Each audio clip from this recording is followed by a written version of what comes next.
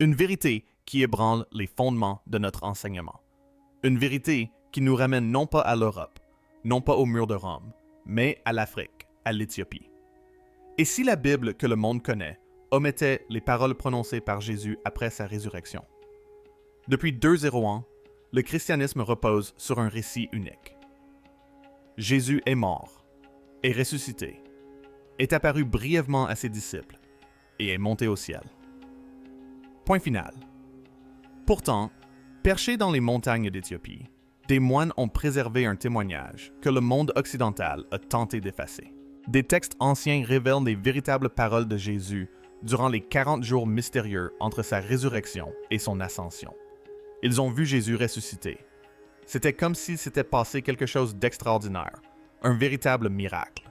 Les morts ne ressuscitent généralement pas. Ce ne sont pas des notes de bas de page. Ce sont des livres entiers, remplis de prophéties, d'avertissements et d'enseignements si puissants que Rome a refusé de les laisser subsister. Ce soir, nous ouvrons ces pages interdites et découvrons ce que Jésus a réellement dit après avoir vaincu la mort. Chapitre 1. Le mystère enfoui en Éthiopie. Alors que la plupart des chrétiens lisent une Bible de 66 livres, l'Église orthodoxe éthiopienne a conservé un texte bien plus ancien. Un canon sacré de 428 livres écrits en Ga, l'une des langues les plus anciennes du monde. Il ne s'agit pas d'éditions récentes, ni de fragments douteux. Il s'agit de textes complets, méticuleusement copiés à la main au fil des siècles et protégés par des moines qui croyaient préserver la parole la plus pure du Christ lui-même. C'est un rare manuscrit biblique orthodoxe éthiopien écrit à la main en l'Urgil, la langue sacrée d'Éthiopie. Parmi ces écrits cachés, figure un texte appelé le Livre de l'Alliance. Selon la tradition éthiopienne, ce document relate les paroles exactes que Jésus a adressées à ses disciples après sa victoire sur la mort. Non pas des paraboles symboliques, ni des métaphores abstraites, mais des enseignements directs, des instructions finales, des avertissements sacrés sur ce qui allait arriver. En 325 après Jésus-Christ, le concile de Niquée se réunit sous l'empereur romain Constantin afin de déterminer quel livre constituerait la Bible chrétienne officielle. Il s'agissait d'une assemblée autant politique que spirituelle. Les textes retenus furent: une idée reçue répandue, mais non fondée, veut que Constantin et les pères de l'Église aient décidé quels livres feraient partie du canon biblique et lesquels en seraient exclus. Ces livres soutenaient une hiérarchie ecclésiastique centralisée, des doctrines claires et des récits contrôlables. Les textes qui ne l'ont pas été, des écrits mystiques emplis de visions, de combats spirituels et d'enseignements suggérant que les croyants pouvaient communiquer directement avec Dieu. Ni prêtre, ni édifice, ni institution n'étaient requis. L'Éthiopie, isolée par ses montagnes et ses déserts, n'a jamais participé à ce concile. Ainsi, tandis que Rome restreignait les Écritures, l'Éthiopie a conservé l'intégralité de son enseignement. L'art sacré nous transporte directement au cœur de la ferveur de la tradition orthodoxe éthiopienne. Cette rencontre fait de l'Éthiopie sans doute la première nation chrétienne en dehors de l'Église primitive. Ce qu'ils ont préservé remet en question les fondements mêmes du christianisme moderne tel que nous le connaissons aujourd'hui. Chapitre 2. Les paroles cachées du Christ vivant. Selon les textes sacrés éthiopiens, Jésus n'est pas simplement apparu et disparu après sa résurrection. La tradition éthiopienne rapporte qu'il est resté sur terre pendant 40 jours, naviguant entre le monde physique et le monde spirituel, préparant ses disciples à une mission qui perdurerait au-delà des empires. Durant cette période, il leur a transmis ce que ses écrits appellent les rouleaux célestes, une connaissance secrète sur la nature de la réalité, l'âme humaine et les ténèbres à venir. Il leur a enseigné que la mort n'était pas l'ennemi, mais l'aveuglement spirituel. Cet enseignement, à lui seul, a transformé la conception du salut chez ses disciples. Il ne s'agissait pas d'échapper à la mort, mais de s'éveiller à la vie du vivant. L'un des enseignements les plus radicaux attribués à Jésus dans ces textes éthiopiens porte sur le lieu où Dieu réside véritablement. Selon ces traditions, Jésus aurait dit à ses disciples: « Vous bâtissez des temples de pierre et d'or, mais le véritable temple est en vous. Tout cœur qui aime est un sanctuaire. Tout acte de bonté est une prière faite chair. » Ce n'était pas le message que Rome voulait répandre. Un temple intérieur ne peut être imposé. Une relation personnelle avec Dieu ne peut être contrôlée. Aussi, ces paroles furent-elles occultées. Mais en Éthiopie, elles ont survécu. Les implications sont stupéfiantes. C'est un fait avéré. Un pan du patrimoine chrétien éthiopien préservé dans la langue même que l'Église a protégée pendant des siècles. Si le divin réside véritablement en chaque personne, alors toute la structure de la religion organisée, avec ses gardiens, ses hiérarchies et ses exigences d'obéissance, devient inutile, voire un obstacle. Les textes éthiopiens relatent ce qui ressemble à une prophétie glaçante pour notre époque. Ces écrits laissent entendre que Jésus a averti ses disciples qu'à l'avenir, on crierait son nom dans les rues, mais que leur cœur resterait vide. On bâtirait des églises imposantes, mais on oublierait la simplicité de l'amour. Selon ces traditions, heureux sont ceux qui souffrent pour mon nom, non par la parole, mais en silence. Car je marche avec les oubliés, les croyants discrets, dont la foi n'a besoin d'aucun témoin. Des érudits éthiopiens affirment qu'il avait prédit que de faux chefs se draperaient dans la pureté tout en dévorant les pauvres, que ces enseignements seraient pervertis en instruments de pouvoir, que les familles se déchireraient, que les mensonges seraient érigés en vérité et que les ténèbres s'étendraient lorsque le peuple ne reconnaîtrait plus sa voix. La lecture de ces passages aujourd'hui évoque moins l'histoire ancienne que le reflet de notre monde moderne. Songez-y. Combien de fois avons-nous vu des chefs religieux impliqués dans des scandales alors qu'ils prêchaient la droiture? Combien de guerres ont été menées au nom du Christ? Combien de richesses les églises ont-elles accumulées tandis que leurs fidèles peinent à joindre les deux bouts? Si ces textes sont authentiques, Jésus avait tout vu venir. L'enseignement le plus beau de ces textes cachés est peut-être cette phrase, préservée dans la tradition éthiopienne. Que votre silence soit plus éloquent que les sermons. Que votre corps devienne une prière vivante. Cet enseignement redéfinit tout.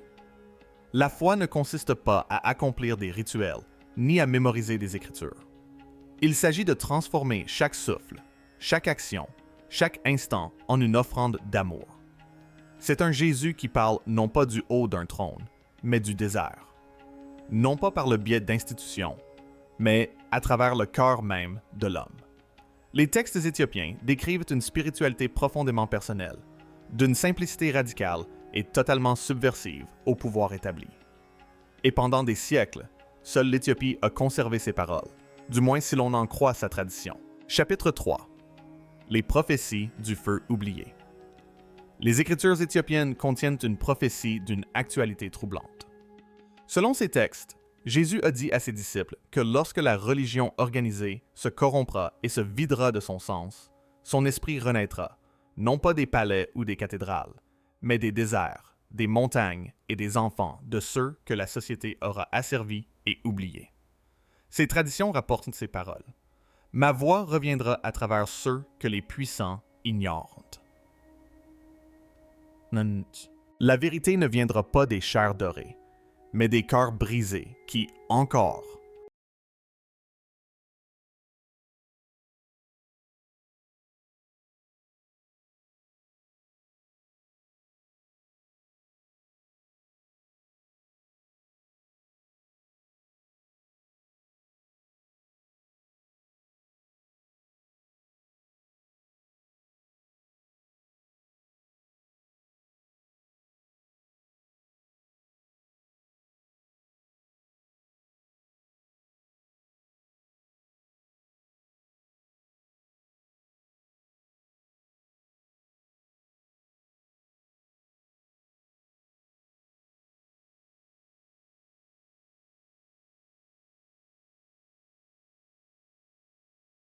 croire.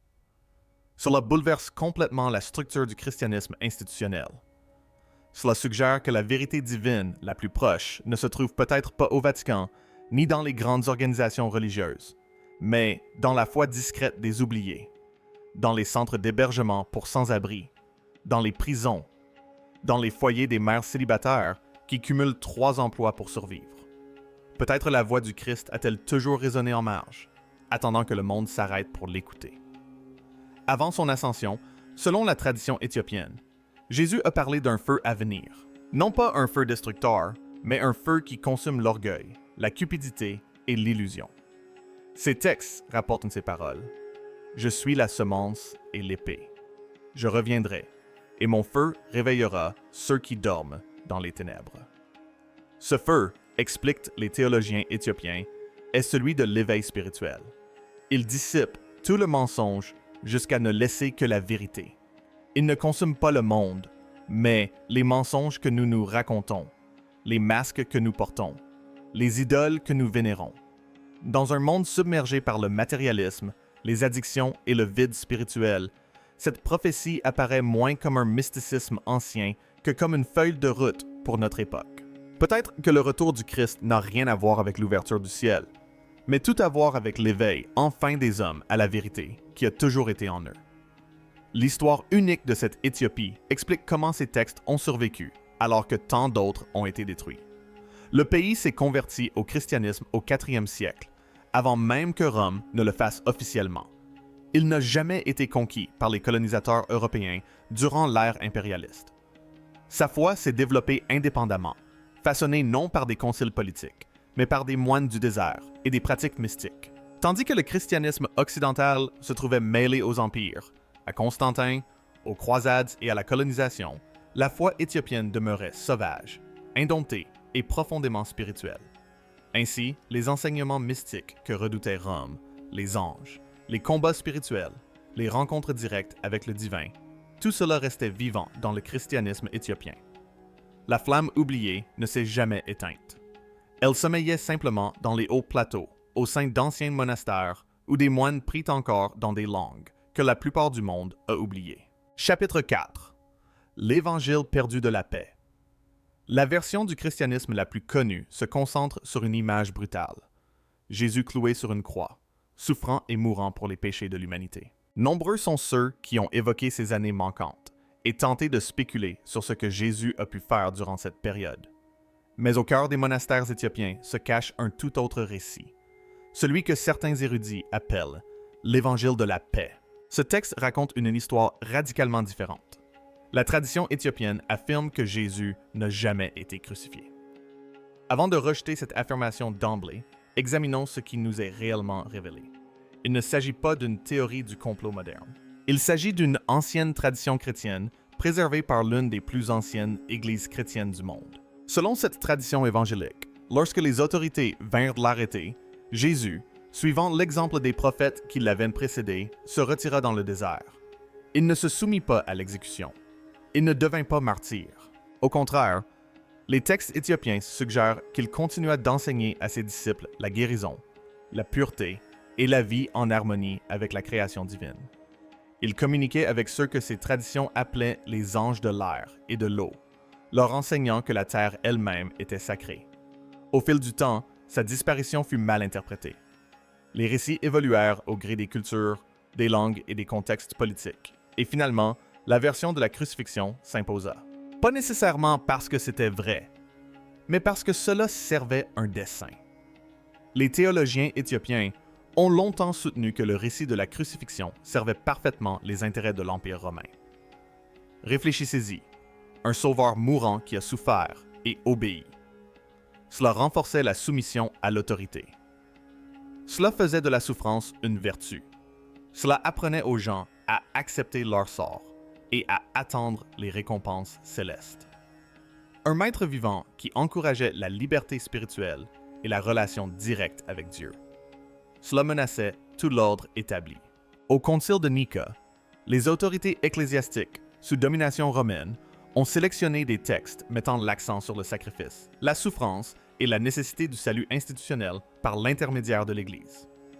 L'Éthiopie, qui n'a jamais été soumise à Rome, a continué d'enseigner la figure de Yeshua, le guérisseur, un Jésus dont la mission n'était pas de mourir, mais de montrer à l'humanité comment vivre pleinement. Dans la tradition éthiopienne de l'Évangile de la paix, Jésus enseigne à ses disciples à purifier leur corps et leur âme par le jeûne, la prière et l'immersion dans les eaux naturelles. Il appelle la terre mère et le Fils père. Il enseigne que toute la nature est liée au divin et que la véritable liberté ne découle pas de la croyance en sa mort, mais de l'apprentissage d'une vie empreinte de douceur, de vérité et d'amour. Ce Jésus n'exige pas d'adoration. Il invite à la transformation. Il ne demande pas aux gens de croire ce qu'il faut croire. Il leur demande de devenir ce qu'il faut. Être compatissant, honnête, connecté à la terre et les uns aux autres. Les historiens modernes rejettent souvent ce récit, car les sources romaines ne le corroborent pas. Mais les chercheurs éthiopiens soulignent un point crucial. Leur pays s'est christianisé avant Rome.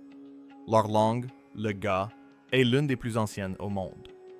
De plus, les découvertes archéologiques à Aksum et Yeha, entre autres, montrent que le christianisme s'est développé en Éthiopie de manière totalement indépendante.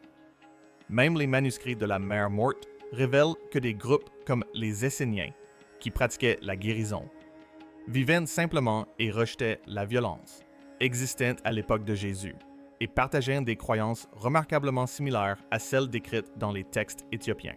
Les Esséniens, la secte des manuscrits de la mer Morte, sont connus de tous, mais on ignore souvent pourquoi ils vivaient dans le désert.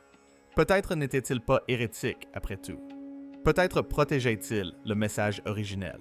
Un message de guérison et d'éveil, non de souffrance et de mort. La question n'est pas de savoir si nous pouvons prouver la véracité de cette histoire. La question est plutôt, que révèle-t-elle de la diversité du christianisme primitif avant que Rome n'impose une normalisation? Chapitre 5. L'Éthiopie, gardienne de la parole véritable. L'Éthiopie occupe une place à part dans l'histoire. Alors que presque toutes les nations africaines sont tombées sous le joug de la colonisation européenne, l'Éthiopie est restée libre. Ce n'était pas de la chance.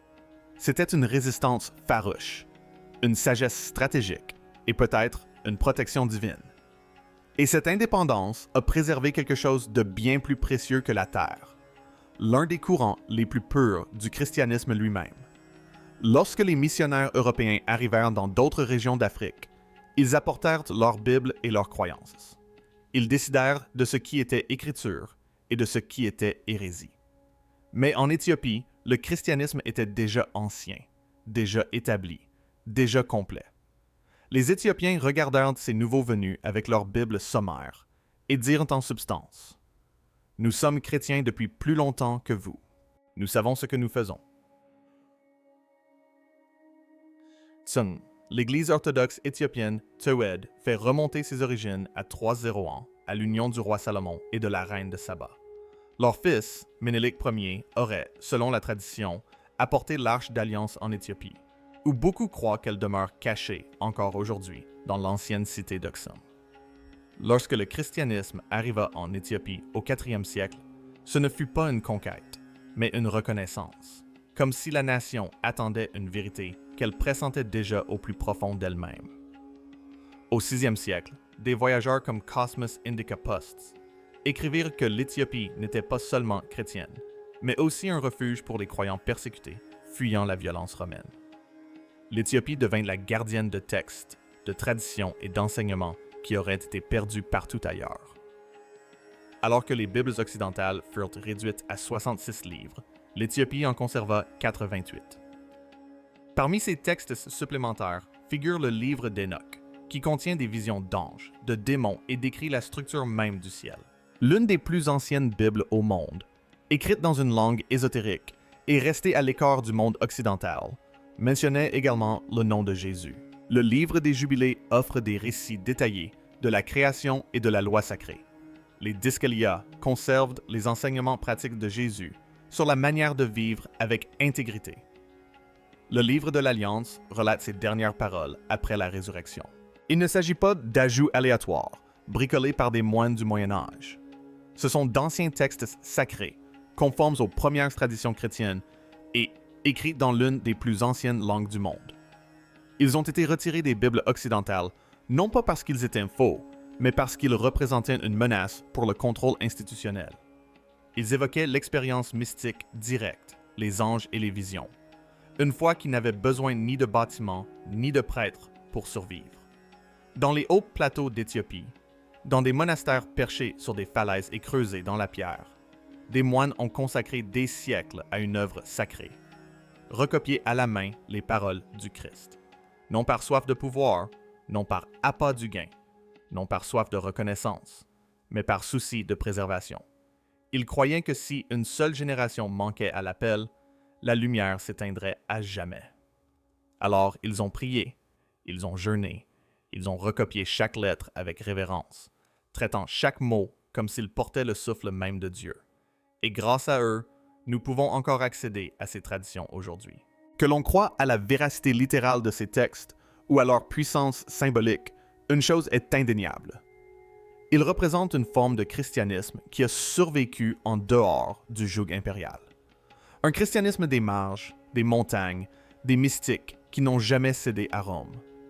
Le monde a bâti son christianisme sur les fondements romains, sur la hiérarchie, le contrôle et le récit d'un Dieu mourant exigeant l'obéissance. Mais en Éthiopie, une autre histoire a perduré. Celle d'un Christ vivant qui enseignait que le royaume de Dieu ne réside pas dans les édifices, mais dans les cœurs. Non pas dans les rituels, mais dans l'amour. Non pas dans le pouvoir, mais dans la foi silencieuse et inébranlable de ceux que le monde ignore. Les textes éthiopiens s'achèvent sur cette promesse attribuée à Jésus. « Je suis la semence et l'épée. Je reviendrai. » Tsats imasis. Peut-être ce retour n'a-t-il rien à voir avec les nuages qui se dissipent ou les anges qui descendent en sonnant de la trompette. Peut-être signifie-t-il ceci: la véritable voix du Christ, dépouillée de toute politique, de tout empire, de tout mensonge, a toujours attendu là où nous avions oublié de chercher. Dans le silence des moines qui n'ont jamais cessé de croire, dans les montagnes d'une nation qui ne s'est jamais inclinée, dans les pages d'une Bible que le monde a tenté d'effacer. Le feu oublié ne s'est jamais éteint. Il attendait seulement le moment où l'humanité serait prête à l'écouter à nouveau. Et peut-être que ce moment est arrivé. Qu'en pensez-vous? L'Éthiopie recèle-t-elle réellement des enseignements perdus qui redéfinissent notre compréhension du christianisme? Ou bien s'agit-il de magnifiques mythes issus d'une culture ancienne cherchant à préserver son identité unique? En vérité, nous ne le saurons peut-être jamais avec certitude. Mais là n'est peut-être pas l'essentiel. La véritable question est peut-être: que révèlent ces textes sur la diversité et la richesse de la pensée chrétienne primitive avant sa standardisation et son contrôle? Partagez vos impressions dans les commentaires ci-dessous. Ce sujet mérite d'être abordé. Si cette histoire vous a touché ou interpellé, n'hésitez pas à aimer cette vidéo et à vous abonner pour découvrir d'autres histoires méconnues que le monde préférerait vous cacher. La vérité a toujours été là, préservée dans des langues oubliées et protégée par des mains fidèles. Parfois, il faut tout simplement 2 0 ans pour le retrouver.